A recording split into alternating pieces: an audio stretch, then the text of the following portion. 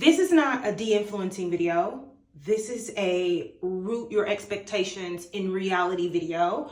And I'm talking all about the most frequently asked questions I get and I see other influencers or people that create content on this app get. And it's routine.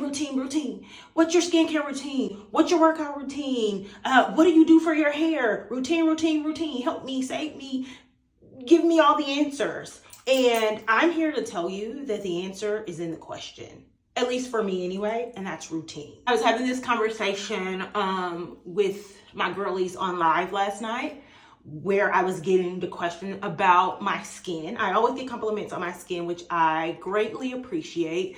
And I always get the, what's your routine, auntie? And I get that question all the time. And I think it's mostly because I lead with my age a lot in my content, which I don't actually mind people knowing that I'll be 40 in March, right? And so I don't know, people have this weird idea of what age looks like. So apparently 40 is like super old and people expect for me to be like wrinkly and crinkly. No, I don't think that. I'm just joking. But like, I do think that people see 40 as older than what it is. And so when they see me and my skin minus wrinkles and all that type of stuff, they're like, oh my God, what are you doing? I'm not doing anything special. With almost everything for me, it comes down to routine. So with my skin, it's getting up every morning and then at night and having a routine where I cleanse it, I moisturize it. In the daytime, I make sure that I put sunscreen on it. And I really feel like it has less to do with the products that I use and more to do with the fact that I give my skin tender loving care every single day, twice a day. And I think most of my success, I guess, with my skin is the fact that I take care of it.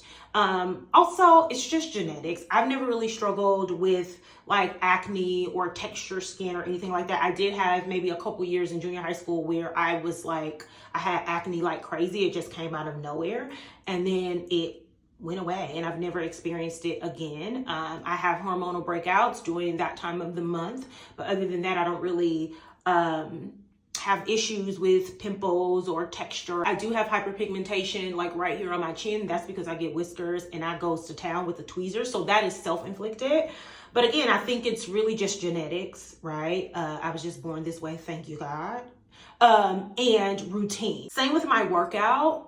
It's really just for me about showing up, giving my body some activity every day. I do eat fairly well. I don't necessarily consider myself a healthy eater. If I want something, I'm going to eat it. But I am mindful of how much junk I'm putting in my body, drink lots of water, and I'm active. I stay active. It's really just all in the routine. And again, genetics. I've always been naturally skinny or thin. I'm tall.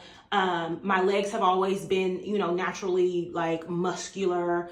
I'm not athletic. I've never played a sport or anything like that. It's just genetics and routine. Even with my hair, and far be it for me to be somebody that people ask about hair, I have scalp psoriasis and I have skin lupus. So I have maybe a handful of hair between my edges and the crown of my head, but my hair does grow naturally just fast out of my scalp. And again, that's just genetics. So for example, I stupidly, playing kitchen beautician, I burned my hair out of my head. I'll insert a picture where I literally scalped myself because I had a relaxer and then I went in and put a permanent dye on top of it.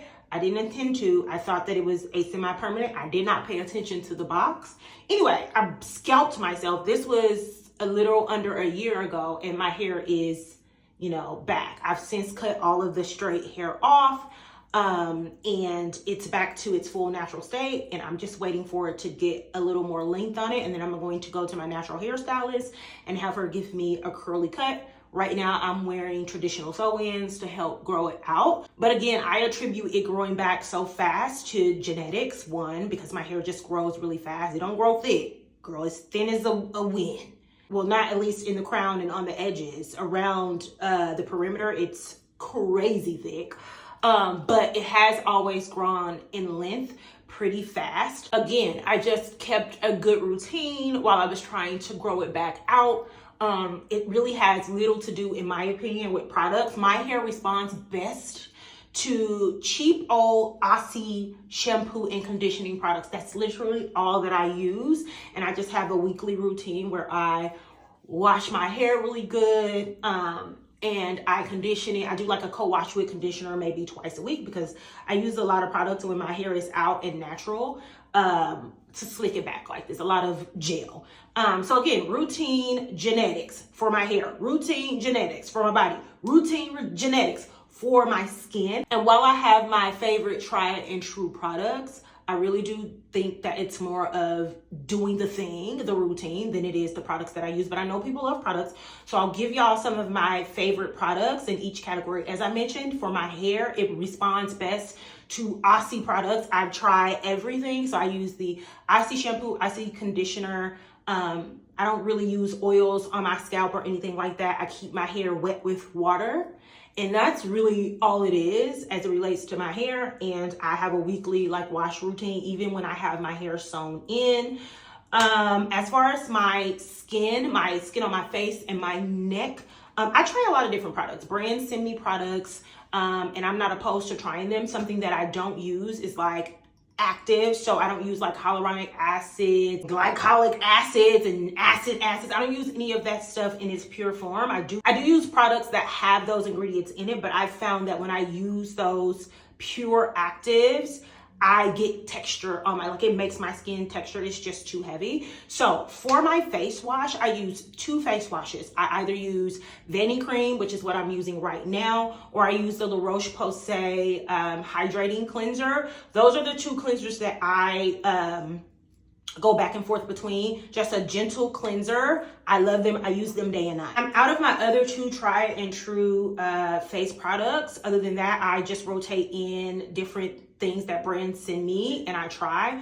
One is the Kiehl's avocado eye cream. I love that avocado eye cream. I love it. I love it. The Topicals Faded Cream is another item that has become a try and true. I think using it frequently in my routine really did help with the dark spots. My under eyes used to be a lot darker. And the spots here on my chin also used to be a lot darker. So I think using that regularly in my routine has really helped. So that has become a tried and true. And then I do have one more, and that is my sunscreen. I love the Supergoop Unseen Sunscreen. I mostly always use that. If I buy a different one, it is the La Roche-Posay Anthelios, I think that's the name of the sunscreen. So those are the 2 sunscreens that I go back and forth between. I also use the Black Girl sunscreen, but I use that more as a moisturizer, as you can see, with a little bit of SPF protection than a sunscreen. So I'm just working from home today. I'll be in the house. And so I usually use that in that instance. If I'm going out, I'll use my Supergoop or La Roche-Posay, whichever one that I'm using at the time.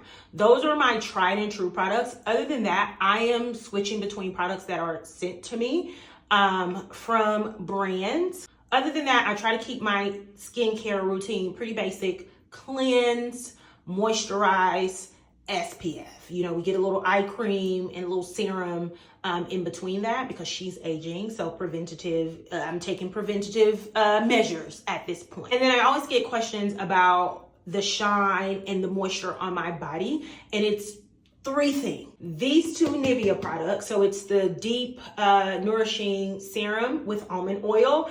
And it's the Nivea, just the cream. It's like a thick body cream mixed with this almond oil. And then something else that I really love that I need to repurchase. I haven't repurchased these things because when you run out a lot of skincare stuff at the same time, the price tag be crazy. And I'm just really dreading having to do this. But it is the Kiehl's Cream de Corp. I believe that's what it's called. Body lotion, body moisturizer.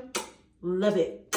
Love it. But other than that, it's Nivea and almond oil. So anyway, hopefully that's helpful. Find a routine, try things out, find what works for you, and be dedicated to doing it every day. Consider that people have genetically great skin or bodies or hair, and root your expectations of the results that you're going to achieve in those realities. And I think we'll all be all good.